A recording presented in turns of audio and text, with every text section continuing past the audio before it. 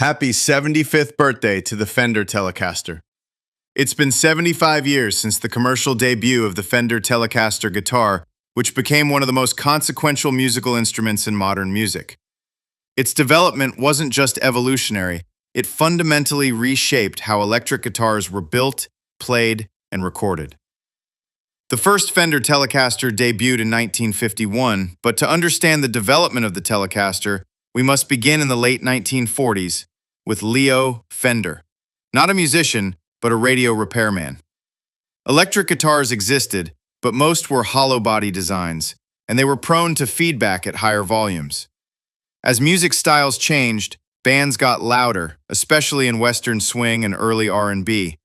And as volume increased, so did the feedback problem. Leo Fender approached this issue like an engineer, not a player. In 1950, he introduced the Esquire, a solid-body electric guitar. It featured a single pickup, a bolt-on neck, and very simple electronics. Its design was radical, more like an industrial product than a traditionally crafted guitar. In 1951, Fender introduced a two-pickup version called the Broadcaster. But shortly after its release, the name was changed to the Telecaster, inspired by the rise of television. By the mid-1950s, the Telecaster began to evolve. It featured an ash body, a one-piece maple neck, and a black pickguard. The pickups were refined, and the signature Telecaster twang was born, bright, cutting, and percussive. This sound became a defining voice in country and early rock music. Another key innovation was the string-through-body design. The strings passed through the back of the guitar, through small metal inserts, then over the bridge and saddles, and up the neck to the tuning keys. This design contributed greatly to the instrument's sustain, resonance, and tone. Most Telecasters were built this way, but there was one variation, the top-loader Telecaster. Instead of passing through the body, the strings anchor at the back of the bridge plate. This version appeared briefly in 1958 and 1959. Why Leo Fender experimented with this design isn't entirely clear, but the bridge variation didn't last long, and Leo went back to the through-the-body design. Still, some players prefer top-loaders for their slinkier feel, faster response, and slightly lower string tension. ZZ Top's Billy Gibbons is one notable fan of the top-loading Telecaster. Today, top-loader Telecasters are rare and highly collectible. Over the past 75 years, the Telecaster has left a permanent mark on music. It was the first mass-produced electric guitar with a bolt-on neck and a modular design, both of which became industry standards. Players embraced it for its reliability, its tuning stability, and its durability on stage. And it could withstand touring better than most hollow-body guitars. And because it was simpler to manufacture, it was also more affordable, making it accessible to more musicians. The Telecaster didn't just appear in music genres, it helped define them.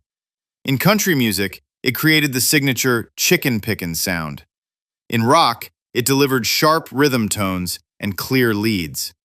In blues, it produced a raw, biting expression. Its tonal fingerprint is all over recorded music from the 1950s onward. Some of the most recognizable guitar riffs were played on a Telecaster. Keith Richards on Brown Sugar, Steve Cropper on Green Onions, and that's just the beginning. Other legendary Telecaster players include Jimmy Page, Albert Lee, Keith Urban, Bruce Springsteen, Albert Collins, Danny Gatton, Terry Kath, and James Burton. One of the most prolific session players to use a Telecaster was Tommy Tedesco of the Wrecking Crew. He used his mid-1950s Telecaster on countless recordings, including Be My Baby by the Ronettes, He's a Rebel by the Crystals, Memories by Elvis Presley, Out of Limits by the Marquis, and the television theme songs from Batman and Green Acres. It's often said that Tedesco owned the most recorded Telecaster in history. On a personal note, in 1961, my parents bought me a 1959 Telecaster top loader, which I still own today. Unfortunately, I stripped the original white finish in the mid-1960s. It now has a clear lacquer finish, showing off the natural beauty of its ash body. Everything else remains original. And inside the body, it's stamped 3-59, indicating that it was manufactured in March 1959. 75 years later, the Fender Telecaster remains one of the most manufactured and most influential guitars in history. All thanks to a radio repairman named Leo Fender. What kind of guitar? Why did you... Best place I can start, I get asked all the time, why a Telecaster? So I will tell you why a Telecaster, or tell them why a Telecaster. Because if you use any other brand, it's fine. When you hit a 6-string chord, they all get together. It's not like a piano, and you get a lot of distortion and harmonic distortion as well. You get a lot of... So the engineers love the cleanness of a Telecaster. So when I started out, I was using an Esquire, which is really just a single pickup. Telecaster is all it is. If you take the pickguard off. Thanks for listening. If you enjoyed this video, please hit the like button and subscribe to our channel.